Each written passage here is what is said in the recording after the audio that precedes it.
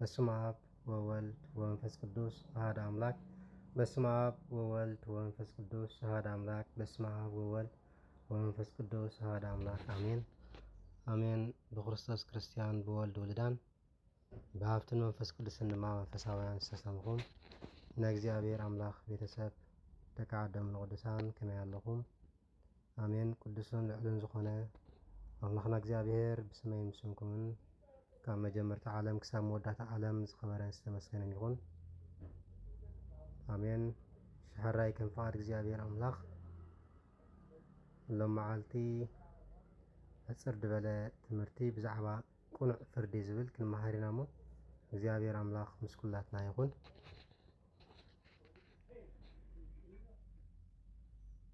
ሸሕራይ ኣብ ቀዳማይ ነገስት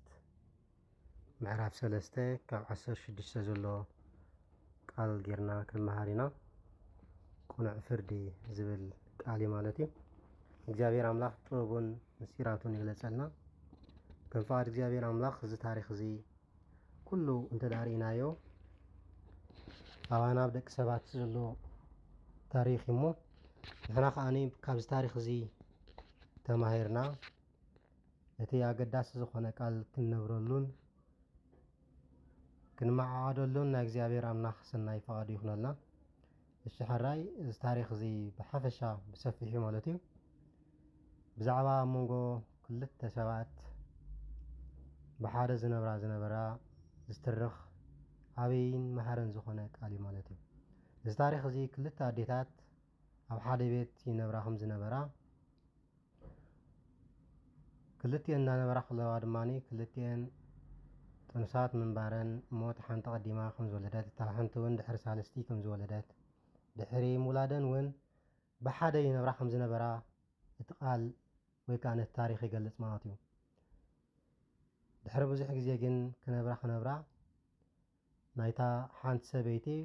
ማለት ለይቲ ኩለን ምስ ደቀሳ እታ ሓንቲ ሰበይቲ ነቲ ወዳ ደቂሱ ከሎ ብዘይፍላጥ ዝቆጠቶ እሞ እቲ ህፃን ወዳ ከም ዝሞተ እታ ሓንቲ ግን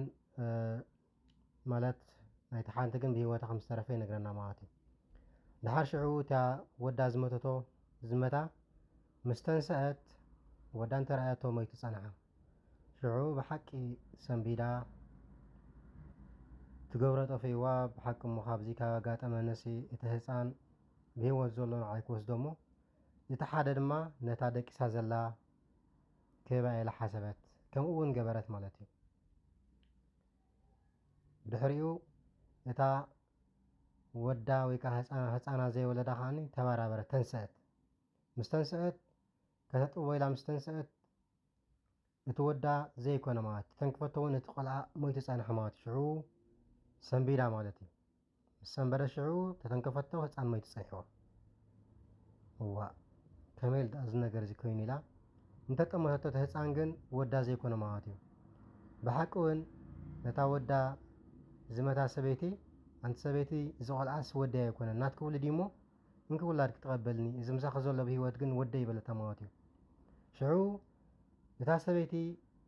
ህፃና ዝመታ ኖ ትጋገይ ኣለኺ እዚ ወደይ እዩ እዚ ብሂወት ዘሎስ ወደይ እዩ እዚ ሞይቱ ዘለኹ ናትኪ ኢላ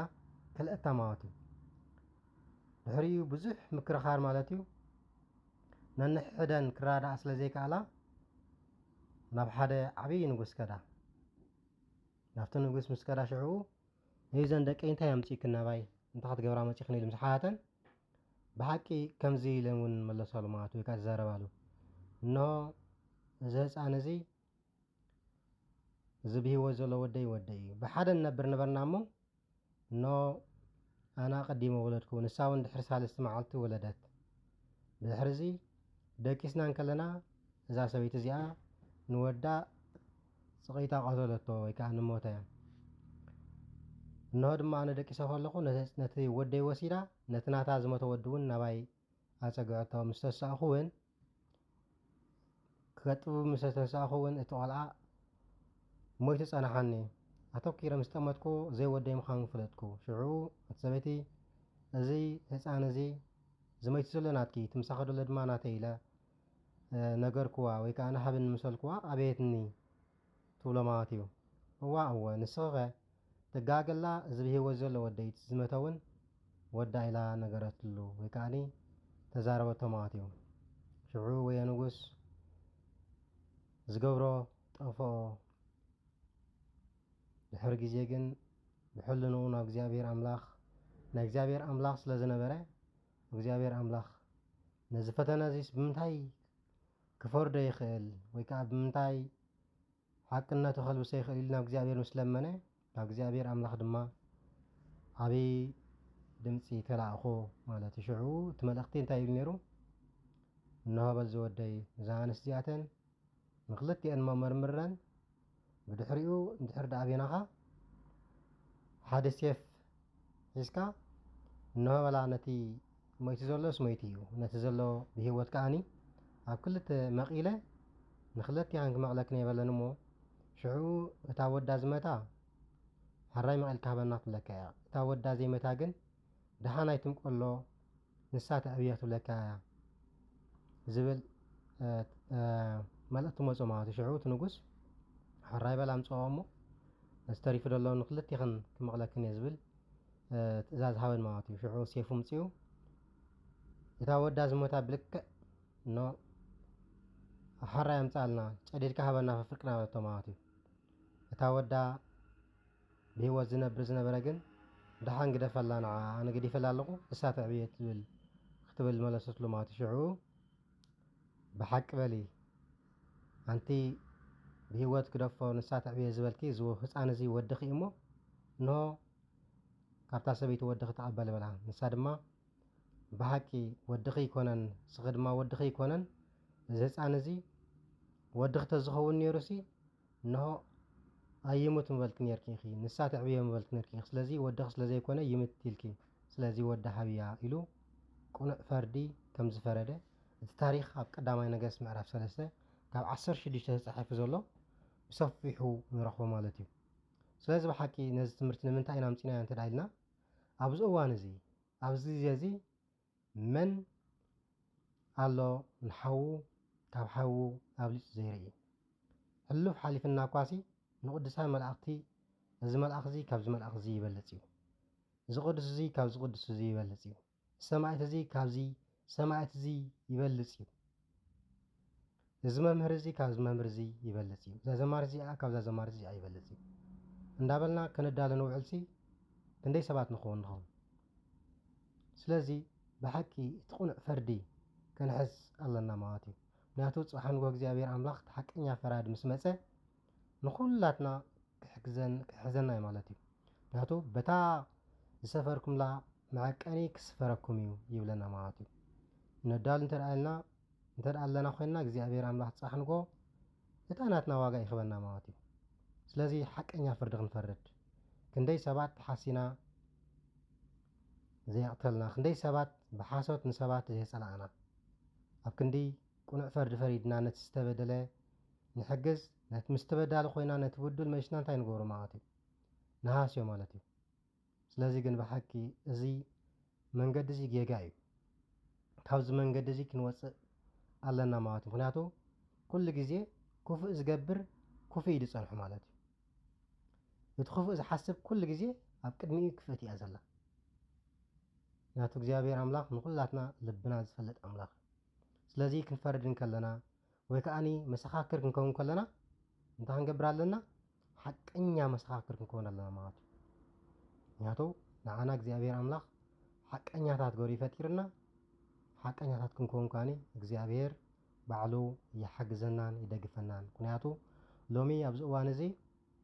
ብብልሒ ክንከይድ ይግባአና ማለት እዩ ገጽ ናይቲ ሓደ ከይተረኣና ነቲ ሓደ ከይረኣና ብትኽክል በቲ እግዚኣብሔር ኣምላኽ ዝፈትዎ መንገዲ ምክንያቱ ሕና ንእግዚኣብሔር ኢልና ክንነብር ኣለና ንእግዚኣብሔር ኣምላኽ ኢልና ንነብር እንተዘይሃሊና ግን ፅባሕ ንጎ ንዓና እያ ትኸፋአና ማለት እዩ ምክንያቱ እቲ ጠባሪ መልሓስ እቲ ምስ ግዜ ዝኸይድ ሰብ ግን ፅባሕ ንጎ ናይ ካልእ እግዚኣብሔር ኣምላኽ ዝኾነ ግዜ ክመፅእ እዩ ማለት እዩ እቲ ሎሚ ዝገፋእ ፅባሕ ንጎ ብእግዚኣብሔር ኣምላኽ ክሕጎስ እዩ ማለት እዩ እቲ ትኽክል ዝፈርድ ፅባሕ ንጎ ብእግዚኣብሔር ኣምላኽ ሓቀኛ ዝኾነ መንገዲ ክወሃብ እዩ ባርከስ ንሕና ድማ ኩላትና ኣብ ዘለና ማለት እዩ ካብዚ ታሪክ እዚ ተማሂርና ነቲ ዘይከውን ሰብ ነቲ ዝብድል ዘሎ ሰብ ነቲ እናዓመፀ ዝኸይድ ዘሎ ሰብ ዓገብ ክንብሎ ይግባአና ማለት እዩ ሎሚ ኣብዚ እዋን እዚ ብብዙሕ ነገራት ኣነ ብሰንኪ ክስቶ ተበዲለ ኣነ ክስቶ በዲላትኒ ኣነ ክስቶ ይበዲልኒ ዝብል ሰብ ኢኻ ትሰምዕ እዚ ግን ብሓቂ እንድሕር ደኣ ሓደ ንፍዕ ዝኾነ ሰብ ሓደ ብትኽክል ዝኾነ ሰብ ከም ናይ ጥበበኛ ሰሎሙን እንተዝኣትዎ ኩሉ ሰብ ክባእሳ ይምኻለ ምክንያቱ እቲ ሓደ ምስቲ ሓደ እቲ ሓንቲ ምስቲ ሓደ ከምኡ ባእስታት ዝበዝሕ ዘሎ እንታይ እዩ ፈራዲ ስለ ዝሳነይ እቲ ትኽክል ፈራዲ ስለ ዝሳነይ ንጉስ እግዚኣብሔር ኣምላኽ ግን ብሓቂ ከምዞም ኣቦታትና ቅዱሳን ገይሩ ንዓና ዓበይ ትምህርቲ ዝኾነ ኣብ መፅሓፍ ቅዱስ ኣንቢርና ኣሎ ማለት እዩ ምክንያቱ እቲ ትኽክል ዝኾነ ናይ እምነት መንገዲ ምክንያቱ እግዚኣብሔር ኣምላኽ እንታይ ኢሉ ኣነ ሓቀኛ መንገዲ እየ ኣነ ሓቀኛ ፈራዲ እየ ይብል ማለት እዩ ስለዚ ብሓቂ ንሕና እውን ክንፈርድ ከለና ከምቲ እግዚኣብሔር ኣምላኽ ዝዘና ንክስቶ ከየድላና ናብቲ ሓደ ከይወገና ክንከይድ ይግባአና ማለት እዩ ኣብ ንጓዓዘሉ ይኹን ኣብ ትምህርቲ ንምህረሉ ይኹን ኣብ ንፅልየሉ ይኹን ኣብ ኩሉ ንገብረሉ ብሓቂ ሚዛናዊ ዝኾነ ሂወት ክነብር ይግባአና ማለት እዩ ሎሚ ሰብ ነቲ ሓደ ሓዉ ካብቲ ሓንቲ ሓፍቱ ኣብሊፁ ይርኢ ነቶም ዝወለድኻ ወለድኻ እኳ ከይተረፈ ገሌና ነቦና ካብ ኣዴና ንበልፅ ገሌና ነዴና ካብ ኣቦና ንበልፅ እዚ ግን ጌጋ እዩ ምክንያቱ ናይ ክልቴና ፈጠርቲ ንሳተም እዩ ማለት እዩ ብስጋ ዝፈጠረና ማለት እዩ ስለዚ ብሓቂ እዞም ብስጋ ዝፈጠረና ወለድና ብሂወት እንተደኣልዮም ኮይኖም ሎሚ ብማዕረ ክንሪኦም ይግባአና ማለት እዩ ኣብ ቃል ኪዳኖም ይሃልው ኣይሃልው ብዘየገድስ ንዓና ናይ ስጋ ወለድና እዮም ስለዚ ብሓቂ ንኩሎም ብማዕረ ክንሪኦም ይግባአና ማለት እዩ ምክንያቱ ሓንቲ መዓልቲ ክትመፅያ ድምፆም ንስእነላ ሓንቲ መዓልቲ ብቴሌፎን ይኹን ብኣካል ዘይንረኽበላ መዓልቲ ክትመፅያ ማለት እዩ ስለዚ እዚኣ ከይመፀት ከላ ግን ሎሚ እንታይ ክንገብር ይግባአና ንኩሎም ብማዕረ ምክንያቱ ከምቲ ኣፃብዕትና ኣካላትናን ብማዕረ ዝዓቢ ንሕና ድማ ንወለድና ብማዕረ ከነኽብሮም ይግባአና ምክንያቱ እግዚኣብሔር ኣምላኽ ኣየዳሉን እዩ ንሕና እውን ከነዳሉ ኣይግባአናን እግዚኣብሔር ኣምላኽ ንኩላትና ኩሉ ነገር ብማዕረ ይሂብና ማለት እዩ ንኩላትና ንፁሃት ገይሩ ይፈጢርና ንኩላትና ክዳን ገይሩ ይፈጠረና እግዚኣብሔር በጀካ መንፈሳዊ ፀጋ ማለት እዩ እዚ ክዳን ግን ወለድና እዮም ገዚኦምና ስጋዊ ክዳን ማለት እዩ ስለዚ ብሓቂ ንሕና እውን ኣብ ዘለናዮ ሂወት ነቲ መንፈሳዊ ድኻምና ነቲ ብመንፈስ ዝደክም ዘሎ ሓውና ኣይ ክስቶ ዳ ጠፊኡ እንድዩ ክስቶ ዳ ሓሚማ እንድያ ክስቶ ዳ ጠፊኣ እንድያ እንዳበልና ከነዳሉ ይግባአናኒ ስለዚ ክስቶ ካብ ክስቶ ትበለፅ እንዳበልና ከነዳሉ ኣይግባአናኒ ማለት እዩ ከምቲ ኣብ ቤተክርስትያንና እቶም ቅዱስ ቁርባን ንወስድ ሰባት ብሓንቲ መካ ኩላትና ቅዱስ ቁርባን ንካፈል ካብ ሓንቲ መሶብ ኩላትና ስጋ እንዶሙ ንበልዕ ኣብዚ እውን ብማዕረ ክንዋሳእ ይግባአና እዩ ማለት እዩ ምክንያቱ ኣብ ቤተክርስትያን ከይድና ምድለዋት የለን ኣብ ቤተክርስትያን ከይድና ኩሉ ሰብ ብማዕረ ኢኻ ትወሃብ ተትወሃበካ ቃል ንኩልኻ እዚ እንተደኣሊካ እዚ እንተደኣሊና ንኩላትና ብማዕረ ትወሃበና ምናልባት እቲ ኣብ ቤተክርስትያን ከሎ ካብ ቤተክርስትያን ዝወፅእ ሰብ ዘይሰምዕ ሰብ ቃል እግዚኣብሔር ኣምላኽ ክሓልፎ ይኽእል እዩ ብማዕረ ይተዋሃብኩም ክብል ኣይክእል እዩ ምክንያቱ ስለ ዘይነበረ እምበር እቲ ቃል እሱ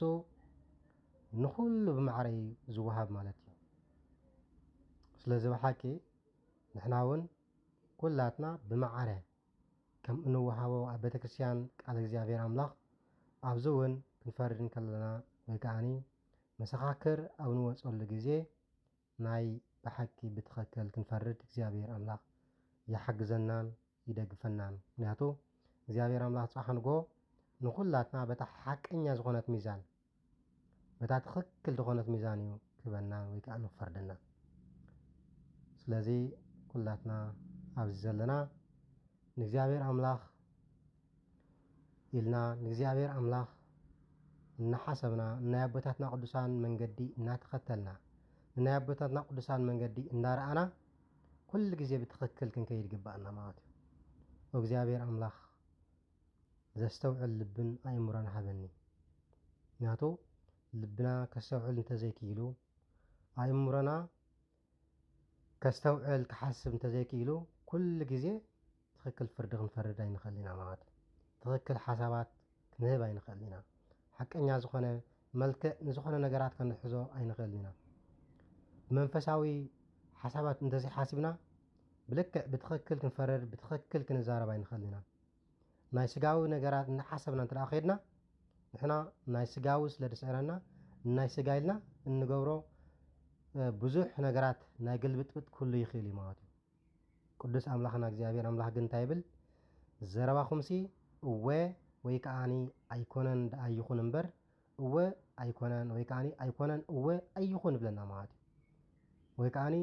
ነቲ ሓቂ ሓቂ ዳበልዎ እምበር ነቲ ሓሶሲ ሓቂ ኣይትበልዎ ይብል ኣብ መፅሓፍና ማለት እዩ ስለዚ ብሓቂ ካብዚ ግምጥልጥል ምባል ክንድሕን ይግባአና ማለት እዩ እቲ ምግምጣል ኩሉ ግዜ ካብ ምንታይ ድመፅእ እንተደኣ ኢልና ኣብ ጸሎት ዘይምፅማድ ኣብ ናይ መንፈሳዊ ህይወት ዘይምብሳል ካብ መንፈሳዊ ህይወት ትወፅእ እንተደኣ ኮንካ ኩሉ ግዜ ብናይ ስጋዊ ነገር እናዓሸኻ ትኸይድ ማለት እዩ ብሓቂ እታ ከምቲ ቦታትና ዝብልዎ ጉቦ ዝለመደት ልሳንሲ መንፈሳዊ መፅሓፍ ኣይዕርያን ከም ዝብሉ ብሓቂ እንድሕር ደኣ ጉቦ ለሚድና ብሓቂ ንክንዕረ ኣዝዩ ግዜ ይወስደልና እዩ ማለት እዩ ስለዚ ብሓቂ ሕና